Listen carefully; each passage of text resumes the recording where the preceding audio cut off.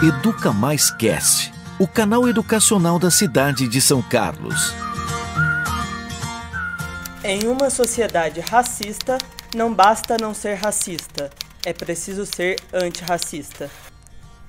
Essa frase da filósofa norte-americana Angela Davis tenta resumir a importância dos debates de questões étnico-raciais, especialmente na educação, onde é importante colocar essas questões dentro do currículo. Então, para conversar aqui comigo hoje sobre a importância de incluir no currículo das escolas a temática racial e também a luta contra racismo, discriminação e outros preconceitos, eu convidei 3 especialistas no tema. Primeiro, aqui do meu lado, a professora e mestre Gabriela Maria Fornaciari, da Educação Infantil da Rede Municipal de São Carlos e supervisora do Centro de Formação de Profissionais da Educação. Aqui na minha frente está o professor José Cláudio Salvador, especialista em História da África e também presidente do Conselho da Comunidade Negra de São Carlos. E ao lado dele a professora Vivian Priscila Messa, especialista em Educação Infantil e Gestão e Pesquisa do Cotidiano, Estudos Afro-Brasileiros e Africanidade. Pessoal, obrigada por estarem comigo hoje. E então eu vou começar retomando um pouquinho do que eu falei no começo, né, a frase da Angela Davis, sobre precisarmos ser antirracistas. Qual que é a mensagem que ela quer passar com isso? Amanda, o antirracismo é uma causa de todos. E a gente atuar na promoção da igualdade racial é pensar uma sociedade mais igualitária, tanto a nossa sociedade atual como futura. E aí a gente tem que pensar o racismo, né, encarar que ele existe, que ele está presente no nosso cotidiano e que ele está presente na nossa sociedade. A nossa sociedade é racista, sim. Então, a gente precisa começar encarando isso. E aí, a gente pensar ações no nosso cotidiano, dentro da família, no trabalho, com os amigos, que podem parecer simples, mas que, se realizada por todo mundo, a gente consegue ser, sim, uma sociedade antirracista. E, para a gente ser antirracista, a gente precisa conhecer sobre o racismo. Então, a primeira coisa que a gente precisa é de conhecimento. Conhecer sobre a história, conhecer sobre a África. E a primeira coisa que a gente pensa é na Lei 10.639, que ela obriga, né, exige que a educação trabalhe todo esse conhecimento. Então, a gente precisa começar lá na educação infantil, pensando essa lei, utilizando autores negros, temáticas sobre o assunto, desde das crianças pequenas, desde os bebês. Então, já puxando, né, Vivian, como que essa lei, como que essa necessidade que a Gabriela falou, chega dentro da sala de aula, né? Como que isso está sendo abordado na escola? Então, infelizmente, né, Amanda, ainda nós temos crianças experimentando fortes sentimentos, né, de autorrejeição ou rejeição pelo grupo a qual faz parte, né, seja na escola ou em qualquer ambiente, né, seja pela cor, pelo tipo de cabelo, pelas características físicas, né, ou seja, estereótipos negativos enraizados culturalmente pela história, né, do povo brasileiro. Ainda temos em nossas escolas crianças sofrendo, humilhadas, né, com apelidos depreciativos, brincadeiras, piadas pejorativas, né, com palavras pejorativas, ridicularizando várias vezes o modo de ser, a cor da pele, a textura do cabelo, né, ou mesmo crianças sofrendo por ser de religiões de matriz africanas, né, com comentários negativos. Então, tudo isso faz com que cada vez mais o processo educacional, as políticas públicas, como as leis, né, que a Gabriela citou, 10.639, 11.645, são importantes, né, para o relacionamento das crianças com mais respeito, com mais dignidade, né? E os problemas da discriminação também acaba afetando as paredes da escola, o espaço escolar, né? Muitas vezes com imagens, com cartazes que pouco ou nada são representativos para a criança negra, para a criança indígena, né? Por exemplo, a decoração de escola com princesas, né? As princesas conhecidas aí dos desenhos infantis, geralmente são princesas brancas, de cabelo liso, loiras, né? E para a criança negra, como fica tudo isso? Será que ela se vê nessa imagem, né? Tudo isso é importante pensar aí no cotidiano da escola, né? E toda criança tem a oportunidade, tem o direito de ter uma escola de qualidade, né? Oportunidades igualitárias, uma escola promotora da igualdade racial. Eu acho que entra um pouquinho aí a questão, a gente não falou, né, mas racismo estrutural, né, que é aquilo que está por baixo disso tudo, isso. Ainda que não seja aquela acusação na cara ou alguma coisa assim. E a palavra até estrutura, professor, tem essa questão no currículo, tem que pensar a partir dela, esse novo currículo que a Vivian e a Gabriela trouxeram? Amanda, a possibilidade que nós vemos em educação é que... como a Gabriela citou, a questão da obrigatoriedade, né, inicialmente das legislações, a 11.645 e a 10.639. O currículo ele deve ser uma construção coletiva e é de responsabilidade não só da escola, mas da comunidade escolar, né? É responsabilidade dos pais, da família, da sociedade como um todo. Como você colocou a frase da Angela Davis, eu queria ressaltar que não basta, por exemplo, a gente não ser racista, mas a gente tem que ser antirracista, né? E a escola, ela pretende desconstruir esse racismo que está institucionalizado, como você colocou, né? Que é um projeto político que vem desde o século XVI, né? Para a gente ter assim, mais clareza. E a escola tem essa responsabilidade e é um espaço privilegiado para que a gente desconstrua essas questões que estão permeadas na nossa sociedade. Porque a escola é uma instituição social e ela faz parte do todo da sociedade. Então, ter a responsabilidade de abordar o tema racismo, reconhecer que nós somos uma sociedade racista, é o primeiro passo, é o caminho para desconstruir essas posturas que são as mazelas sociais que a gente vive hoje. Mas quando a gente fala do currículo, José Cláudio, como que você pode dar um exemplo de como isso aparece no currículo? Porque às vezes as pessoas pensam só em debates, né, pontuais. Como transpassar isso quando a gente às vezes fala, não sei, das matérias, história, certo. Alguma coisa?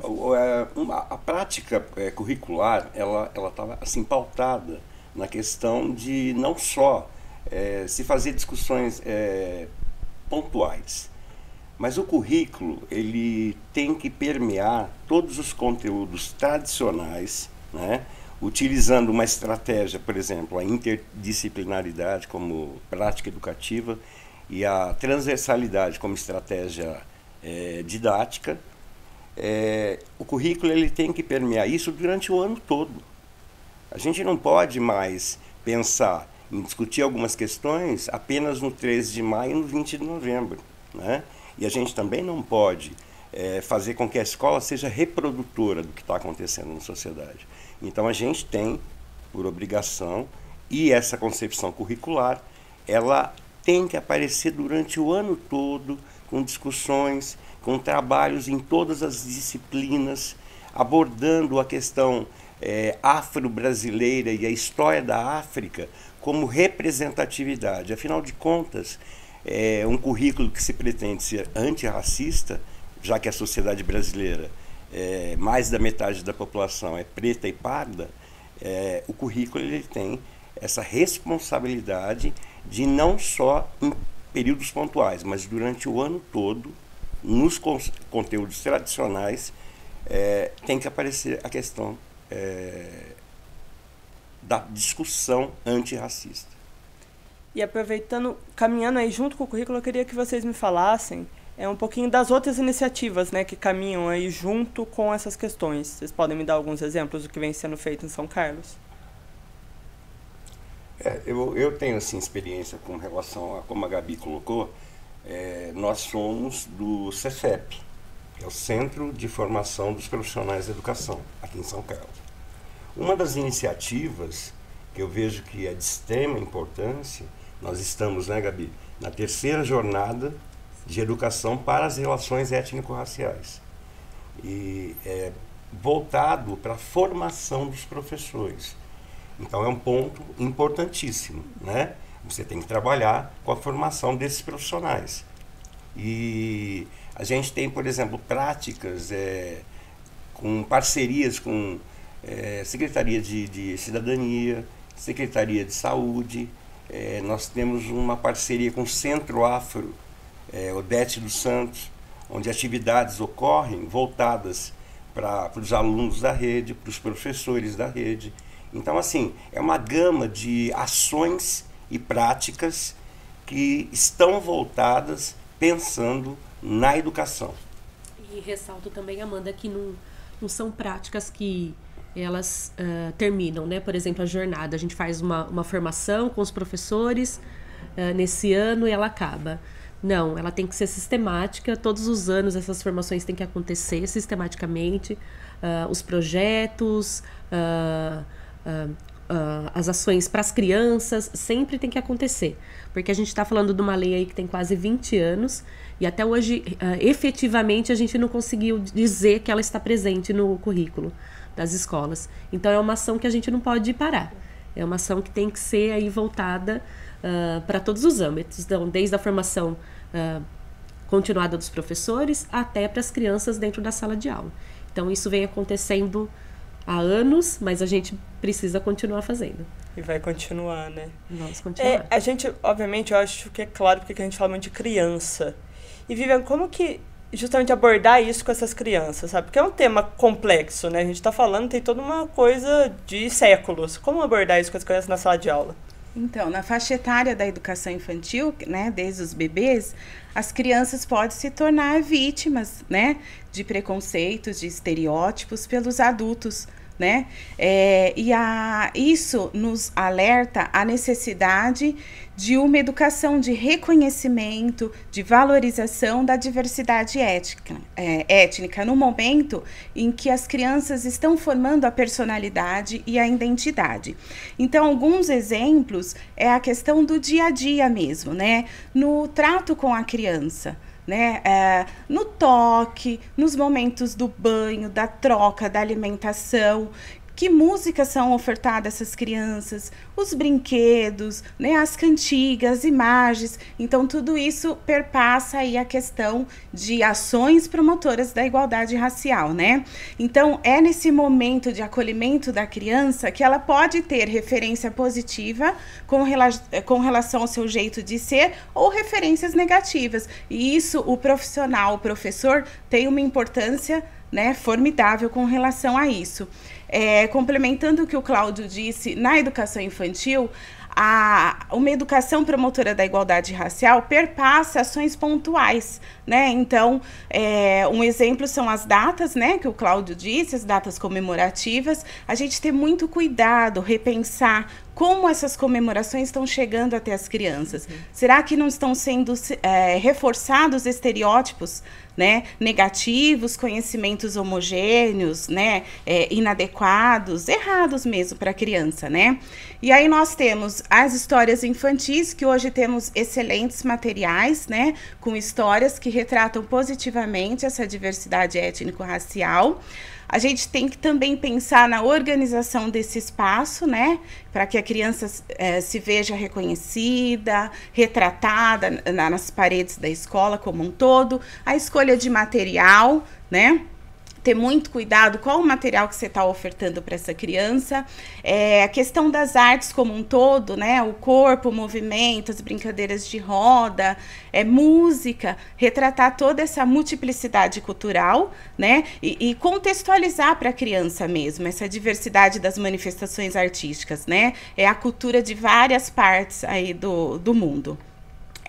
Uma coisa bem interessante é trazer os griots para a escola, né? Os griots, eles são contadores de histórias. E nas sociedades africanas, geralmente, é o único registro das histórias transmitidas de geração a geração, né? Então, convidar vovós, vovôs para estar indo até a escola, contar um pouquinho a história da infância, isso é importante para a criança começar a perceber a diversidade das pessoas, né? Que faça parte aí da sua convivência.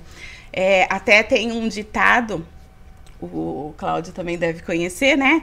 Um africano que diz que cada vez que um velho morre, uma biblioteca se queima, né? Da importância de trazer aí tudo isso para dentro da escola. A história oral que a gente fala, né? Que ficou muito mais oralizada do que os livros dão conta. Exatamente. Complementando, né, o que a Vivian colocou, Amanda, a questão da oralidade da cultura africana, ela é extremamente importante estar presente dentro da escola. Porque a Vivian está colocando, e a Gabi também colocou isso, a questão da educação infantil. Se nós pegarmos em todas as modalidades de ensino fundamental 1, ensino fundamental 2, EMEJA, né? Educação de jovens e adultos, a gente colocar essa presença, esse pertencimento. Eu preciso me sentir pertencente, né?